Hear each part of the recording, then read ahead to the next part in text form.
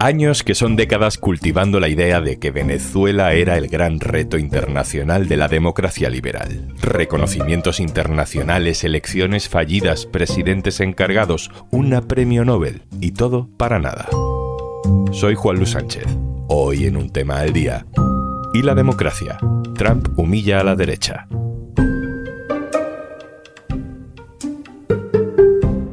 Una cosa antes de empezar.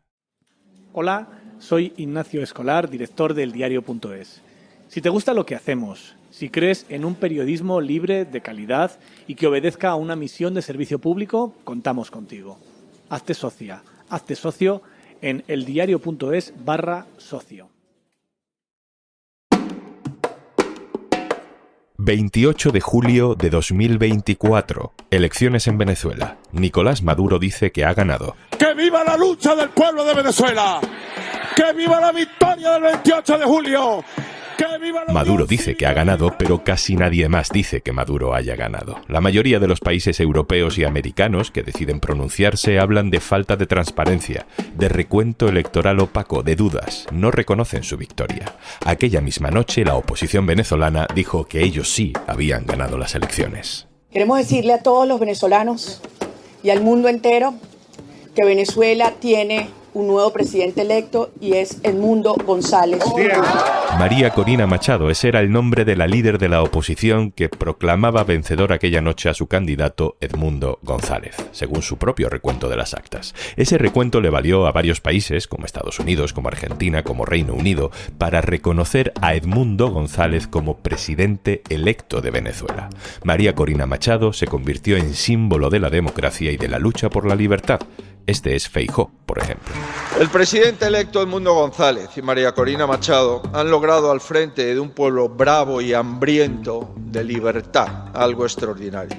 No solo el PP español o no solo el PP europeo. Vox ha invitado a María Corina Machado a participar en sus mítines, en sus actos internacionales y de hecho la fundación de Vox estrenó hace menos de un mes un documental titulado María Corina, la conquista de la libertad. María Corina es una mujer valiente que se ha enfrentado y se enfrenta a un régimen criminal. En ese documental, como en los mítines, como en las declaraciones de Feijóo, de Trump, de Abascal, queda claro que Venezuela es una narcodictadura y que reconocer los derechos democráticos de la oposición venezolana y del pueblo venezolano es una de las grandes prioridades de nuestro mundo. La culminación de ese reconocimiento fue que María Corina Machado recibiera el Premio Nobel de la Paz 2025. Quizá por todo esto y porque Trump había empezado a bombardear narcolanchas y a acercar sus barcos a las costas de Venezuela y a amenazar con algo más, el mundo interpretó que por fin llegaba la hora. El mundo y la propia María Corina Machado, que sin ser presidenta aún, se fue al podcast del hijo de Donald Trump, sí, ahora todo el mundo tiene un podcast, para ofrecerle todas las riquezas de Venezuela a Estados Unidos. Vamos a privatizarlo todo, tenemos más petróleo que Arabia Saudí y todo ese petróleo puede fluir en un mercado libre, dijo María Corina Machado en el podcast. Y así cambiamos de año. Llegamos al 3 de enero de 2026 y Donald Trump ataca a Venezuela, secuestra a Nicolás Maduro. Pero en lugar de derrocar al régimen, negocia con el régimen. En lugar de recordar que había reconocido a Edmundo González como presidente electo, decidió ignorarlo. En lugar de María Corina Machado, Estados Unidos se queda con Delcy Rodríguez. Y en lugar de elecciones, la prioridad es el petróleo. Vamos a intentar comprender, analizar la historia de esta humillación. Saludo a Íñigo Sáenz Ugarte, hola compañero. Hola. Y a Javier Biosca, jefe de internacional del diario.es. Hola Javier. Hola, ¿qué tal? Biosca, voy contigo primero. Esta historia de cómo Estados Unidos ha alimentado a la oposición venezolana con deseos de democracia para luego dejarla tirada, tiene muchos precedentes, pero hay uno que se me ha venido a la cabeza estos días porque se da durante la primera legislatura de Trump, que llegó a reconocer como presidente de Venezuela a un tal Juan Guaidó. Recuérdanos aquello, Javi. Bueno, aquello fue el primer intento de Trump para derrocar a Maduro, ¿no? Y fue una manera mucho más sutil que lo que acabamos de ver. En 2018 hubo elecciones presidenciales que gana Maduro y que la oposición rechaza como ilegítimas. Entonces, en enero del 19, Maduro toma posesión, pero la Asamblea Nacional, que estaba controlada por la oposición, declara esa toma de posesión ilegal y forma un gobierno interino que preside una figura de la oposición llamada Juan Guaidó, que se autoproclama como presidente de Venezuela. Juro asumir formalmente las competencias del Ejecutivo Nacional como el presidente encargado de Venezuela. Acto seguido, hay una cascada de reconocimientos internacionales, liderados evidentemente por Estados Unidos, que por cierto pues no tienen ninguna implicación legal porque los gobiernos no se reconocen los estados. El Gobierno de España anuncia que reconoce oficialmente al presidente de la Asamblea de Venezuela, al señor Guaidó Márquez, como presidente encargado de Venezuela. Pero bueno, aquella estrategia no funciona. Maduro resiste en el poder, todas las figuras leales a Maduro permanecen leales al gobierno y entonces Estados Unidos pone en marcha una operación de ayuda humanitaria desde Colombia. En la práctica, lo que era un intento de romper ese apoyo de las Fuerzas Armadas al gobierno, que era como el sostén al ejecutivo de Maduro, ¿no? Porque, de hecho, Maduro había ordenado que esa ayuda no entrase. Pero Maduro también resistió a aquello. Y hubo un tercer intento, que fue tratar de promover un alzamiento militar directamente, pero que también fracasa. Entonces, la pantomima de la presidencia de Guaidó se mantiene un tiempo hasta que eso se acaba diluyendo y desapareciendo porque era insostenible. E incluso la propia oposición vota para disolver ese gobierno interino y Guaidó desaparece completamente de la escena.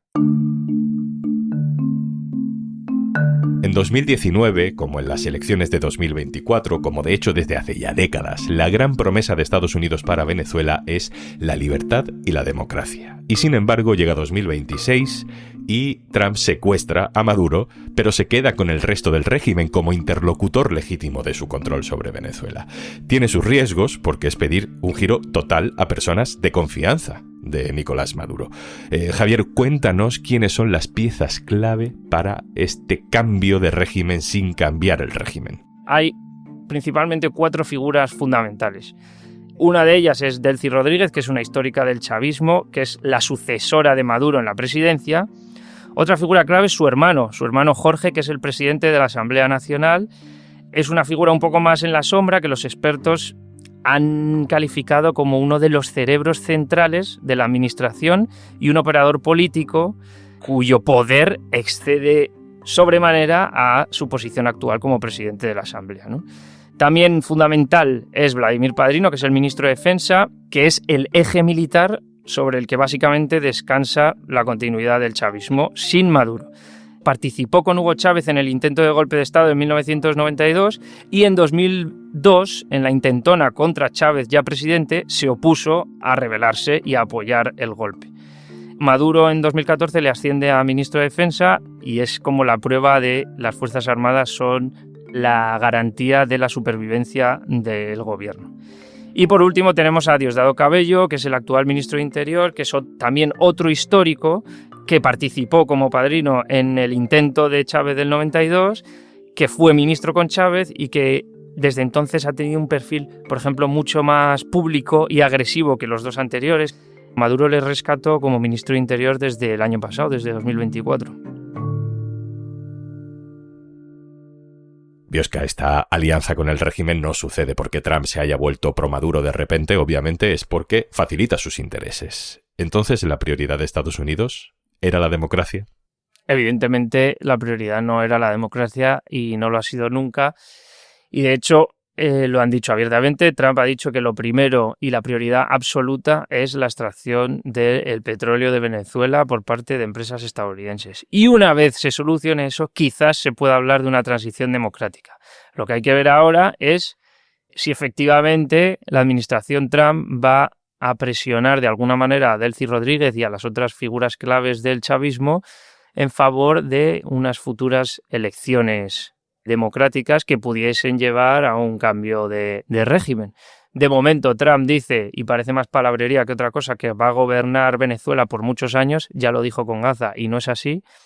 Su prioridad absoluta, una vez más, y ya lo ha dicho claramente, es la extracción del petróleo, no la democracia. Javier Biosca, compañero, muchas gracias. Gracias. Íñigo Sáez de Ugarte, voy contigo. Esa estructura, ese sistema de gobierno venezolano que deja Maduro, que a su vez heredó en parte de Hugo Chávez, todo eso, ¿por qué va a cambiar de repente? Sin cambiar de personas, además, ¿para qué van a cumplir con lo que diga Donald Trump? ¿Cuál es la palanca de Trump para forzar ese cambio?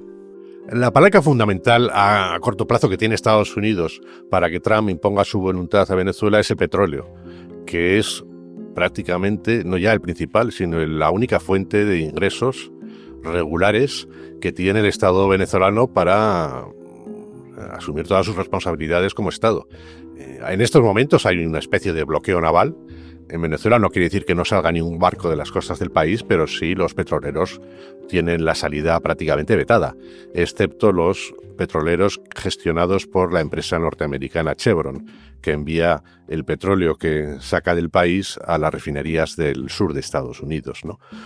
Pero sin esos ingresos del petróleo, el Estado venezolano entra en total y absoluta bancarrota, mientras continúe lo que Marco Rubio llamó cuarentena de ese comercio. La segunda arma, obviamente, es una amenaza, ¿no? Es la amenaza de que se produzca no una invasión por tierra por parte de tropas norteamericanas, cosa que aparentemente no parece que esté previsto, pero sí otro ataque quirúrgico para secuestrar o eliminar, en el peor de los casos, a cualquier dirigente del Estado venezolano que Trump considere que es un obstáculo para que se cumplan todos sus planes. Todo esto así explicado, pues tiene su lógica táctica, ¿no? Desde el punto de vista del posibilismo, de la realpolitik y todo esto, pero para la derecha europea, Íñigo, para la derecha también latinoamericana, para la oposición venezolana en general, esto es una bofetada. Resulta humillante cuando crees que ya has ganado y resulta que ha sido demasiado rápido, ¿no? Pensaban que el secuestro de Maduro era el primer paso de una invasión completa del país, o bien el primer paso para que se desmoronara en cuestión de prácticamente días todo el poder del gobierno del Estado venezolano. Ninguna de las dos cosas sucedió. El Partido Popular está ahora sumido en la confusión y quien lo define o simboliza más claramente es su propio líder, Núñez Feijóo, ¿no? Al día siguiente, Feijóo difundió un comunicado no pequeño, de 2 folios, para dejar clara la posición del PP, y en ningún momento de ese comunicado mencionaba a Donald Trump, lo cual era tan absurdo que resultaba ridículo, porque es Trump el que ha tomado las decisiones que nos han llevado a la situación actual, ¿no? Entonces, pues como se ha visto en muchos titulares, ¿no? El PP ha quedado descolocado, decepcionado, y al final ha decidido mantener una posición que es legítima, la de pedir elecciones en Venezuela, o pedir que se respeten los resultados de las elecciones pasadas según los interpretó la oposición, lo que supondría la llegada al poder de Edmundo González y de Corina Machado. Pero claro, esto es absurdo porque Trump nunca va a permitir que González, que es un señor de 76 años con una salud frágil, quede instaurado como presidente de Venezuela, porque Trump valora mucho el poder, la capacidad que tienes de ejercer poder, y no cree que una persona de 76 años, aunque él sea mayor, pueda ejercer ese poder en Venezuela. Y por lo tanto, lo que le queda al PP es seguir manteniendo la petición de nuevas elecciones o de que se respete a Machado como la líder auténtica del país, pero claro, el presidente de Estados Unidos, Donald Trump, no tiene ninguna necesidad de escuchar al Partido Popular, por si alguien lo duda. Durante años se ha hablado, sobre todo en los medios españoles, también en la política internacional, en los grandes foros de la Unión Europea, de Venezuela, como prioridad importante, ¿no? Que tuviera unas elecciones más libres y que hubiera más garantías democráticas era la gran prioridad. ¿Tú crees que a corto plazo veremos, después de esta operación de Donald Trump, una Venezuela más libre? En realidad, la respuesta sobre lo que puede pasar ahora en Venezuela o lo que puede hacer Trump con Venezuela realmente es muy difícil darla. La incertidumbre es máxima porque el personaje es lo que es, ¿no? Y Trump es capaz de decir una cosa un lunes y la contraria un miércoles. Y lo hemos visto estos días, ¿no? Cuando amenazó e insultó al presidente Petro de Colombia, y como Petro aparentemente tomó la decisión inteligente de ponerse al teléfono o de llamar a la Casa Blanca, tuvieron una conversación y hace unas pocas horas Trump lo ha destacado y ha dicho que no tiene ningún problema con Petro, ¿no? Al que prácticamente había amenazado con que podía sufrir el mismo destino que Maduro, ¿no? Incluso hay diferencias claras entre lo que dice Marco Rubio y lo que dice Trump, ¿no? El primer día después del secuestro, Rubio hablaba de que de momento, durante 2-3 semanas, 2-3 meses, realmente deberían tomar una serie de decisiones, dejando para muy adelante la posibilidad de nuevas elecciones. Pero luego, unos días después, Donald Trump decía que esperaba solucionar todo el problema de la industria petrolera venezolana en 18 meses, que es una cifra de tiempo mayor, que además es muy corta porque es imposible. Después de años de falta de inversiones y de decadencia, la industria petrolífera venezolana va a necesitar decenas de miles de millones de dólares durante bastante tiempo, ¿no? Trump y la Casa Blanca supongo que confían en una degradación progresiva del poder de los sectores duros del chavismo en Venezuela. La oposición espera que en muy poco tiempo el Estado venezolano se hunda y entonces ya no le quede más al carta a Donald Trump que María Corina Machado. Y el gobierno venezolano, ahora dirigido por Delcy Rodríguez, aspira a ganar tiempo a la espera de que quizá Trump se vea inmerso en otra crisis internacional, ¿no? Pero Trump ha apostado mucho capital político por Venezuela y no creo que se vaya a despistar en este asunto. Terminamos, Íñigo. Asistimos a una bifurcación en la derecha, que no se dan muchas últimamente. Antes, subirte a la ola de Donald Trump, subirte a la ola reaccionaria para ganar votos en tu propio país era compatible con defender la democracia en Venezuela. Y ahora ya, no tanto. Habrá sectores de la derecha en el poder, por ejemplo en la Comunidad de Madrid y en otros sitios, o en otros países europeos, que persistirán en la idea de seguir el camino de Trump porque facilitará que ellos conserven el poder o lo ganen en el futuro, ¿no? Luego hay otros sectores de la derecha que no están exactamente en la política, sino en sus aledaños, que pueden mantener una posición más coherente con sus principios. Es el caso de FAES, en el que está claro que la fundación de Aznar está radicalmente en contra del desprecio que Trump ha mostrado por la relación transatlántica de Europa y Estados Unidos, ¿no? Y del daño que produce eso en la integridad de la OTAN, incluidas las amenazas por el tema de Groenlandia, ¿no? Pero en el Partido Popular Europeo van a tener muy claro que van a seguir en una línea en la que no pueden o no se atreven a plantear una oposición directa y agresiva contra Donald Trump. ¿Por qué? Pues porque no tienen una respuesta sobre lo que harían el día después, ¿no? Son conscientes de las consecuencias de la política de Trump, pero no pueden trazar una respuesta muy clara que ponga en peligro, y este es el factor al que más importancia dan, el apoyo de Estados Unidos al gobierno de Ucrania en la guerra con Rusia. Y eso es lo que les deja totalmente condicionados. Temen terriblemente que Trump abandone para siempre a Ucrania, lo que podría suponer su derrota en el campo de batalla, y en ese sentido están cogidos por esa situación y no se van a atrever a plantar cara a Trump hasta las últimas consecuencias. Íñigo Sáez Ugarte, analista internacional, subdirector del diario.es. Muchas gracias. Gracias a vosotros.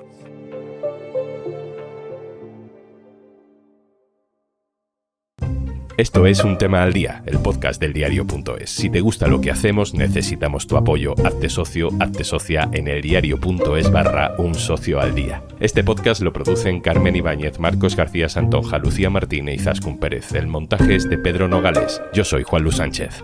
Mañana, otro tema.